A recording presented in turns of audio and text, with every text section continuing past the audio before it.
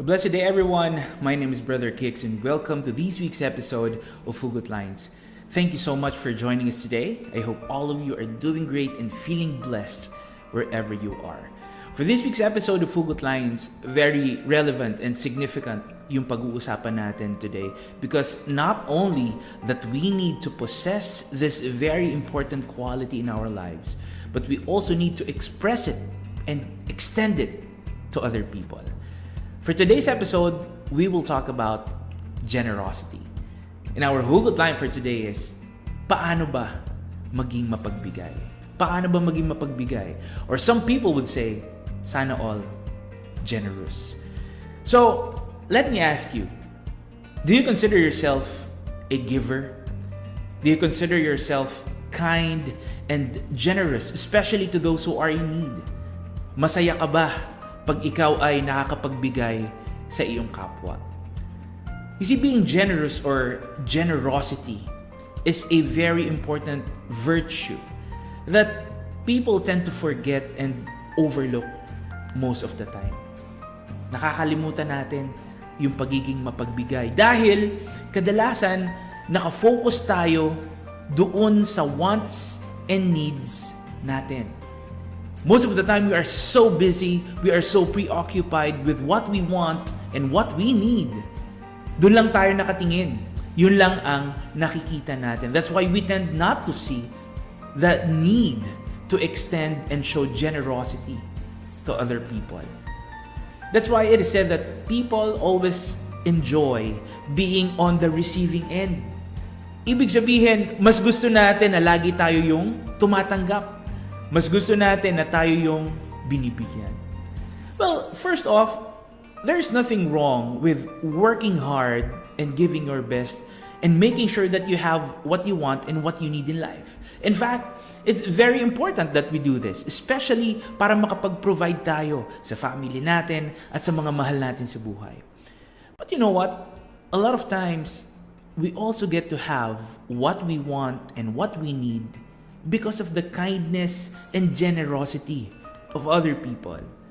It means nabibigyan tayo at nakakatanggap tayo dahil sa kabutihang loob at pagiging mapagbigay ng ibang tao. Dahil gusto nila at pinipili nila ang maging blessing sa atin. And you know what? The truth is, the blessings should not stop with us. Dapat hindi humihinto yung flow ng blessing sa atin. Every blessing, great or small, should always be paid forward in any way possible. Remember, through the kindness and generosity of other people, we are blessed with the things that we want and need because they genuinely chose to be generous and to be a blessing to us. And in return, yung kindness, yung generosity na natanggap natin, we are to give it back. We are to pay it forward. It means we are to be generous and be blessings as well to other people. And it doesn't mean na kailangan nating pantayan or higitan yung generosity and blessing na natanggap natin. In fact, we can be generous and be a blessing in so many other ways. It can be our time, it can be our effort, yung mga small gestures and other things that we do for other people. Even the way we think and how we speak to them, lahat ito pwede nating gamitin to extend generosity and be a blessing to others. What's important is that we are doing all this willfully and wholeheartedly. It means taos-puso. It means totoo yung pagiging mapagbigay natin at pagiging pagpapala natin sa ibang mga tao. Ibig sabihin, regardless of what we can give and what we can offer, maliit man or malaki, we are choosing to be generous and to be a blessing to other people. At ginagawa natin ito ng taos at bukal sa ating puso. Kahit na may mga pagkakataon na mahirap at challenging maging generous.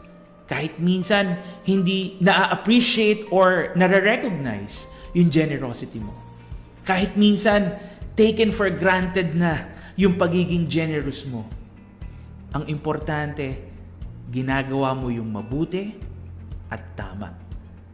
And that is choosing to be generous and to be a blessing to others. Friends, if you remember, in one of our episodes, we talked about being good and doing good. We said that goodness should be our way of life. That's why we should not stop and never give up on doing what is good. Tama ba? And you know what? Being good and doing good includes being generous and extending generosity to others. Lalong-lalo na sa ating kapwa na nangangailangan. So it means generosity should also be our way of life. It means we should not stop, we should never give up on being generous to others. Now, speaking of giving and being generous, let me share with you Deuteronomy 15, verse 10. It says, when you give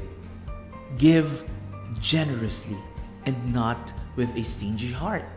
For that, Yahweh, your Elohim, will bless you in all your works and undertakings. Hallelujah. I'm sure we all want to be blessed. I'm sure we all want to receive and experience Yahweh's favors and blessings sa buhay natin. And the passage is telling us that our Almighty Father Yahweh will be able to bless us in all that we do kung tayo ay magiging generous. He will be able to bless us sa lahat ng gagawin natin if we will give generously. You know why? Because Yahweh Himself, our Almighty Father Yahweh, is a generous and a giving Father. And like what the verse said, there will be blessings, merong mga pagpapala kung pipiliin natin maging mapagbigay at maging pagpapala sa ating kapwa. That's why it is said that it is more blessed to give than to receive. So, let your giving and generosity be a blessing to you. Because the more you pay it forward and the more you bless other people, the more it will be given back to you. Always look for ways on how you can be generous to other people.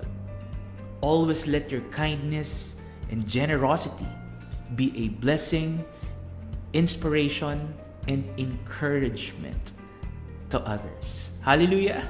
Once again, friends, thank you so much for joining us today. This is Brother Kix, and see you all again on the next episode of HUGOT Lines. Always keep safe, and may Yahweh continue to bless us all. Hallelujah!